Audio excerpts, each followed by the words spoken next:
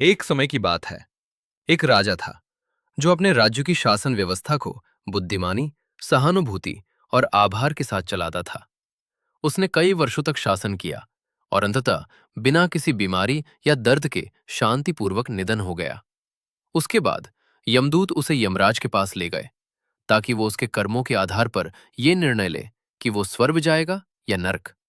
राजा के अच्छे कर्मों और जीवन के अच्छे कार्यों को देखकर यमराज ने निर्णय लिया कि वो स्वर्ग के योग्य है। जब राजा को स्वर्ग की ओर ले जाया जा रहा था, तो उन्होंने नर्क के ऊपर से यात्रा की। नीचे से उन्होंने अनगिनत आत्माओं की कराहें और चीखें सुनी। परेशान होकर राजा ने यमदूतों से पूछा, ये लोग कौन हैं और ये इतनी पीड़ा क्यों भोग रहे हैं?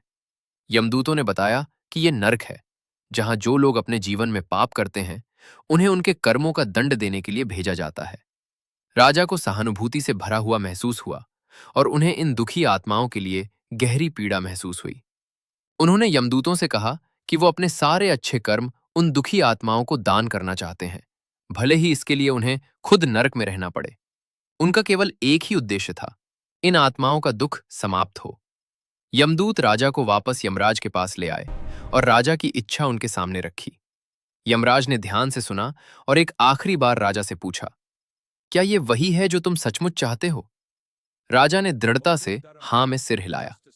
फिर यमराज ने राजा के सारे अच्छे कर्म नरक में दुखी आत्माओं को दे दिए और शांति से कहा, यह हो चुका है, अब कृपया स्वर्ग की ओर बढ़ें।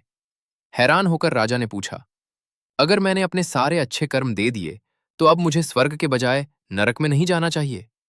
यमराज मुस्कुराए और उत्तर दिया, महाराज, जब कोई कार्य सच्चे और निस्वार्थ दिल से किया जाता है, तो वो दानी को कई गुना लौटता है। आपके अच्छे कर्म कम नहीं हुए, वे अब कई गुना बढ़ गए हैं।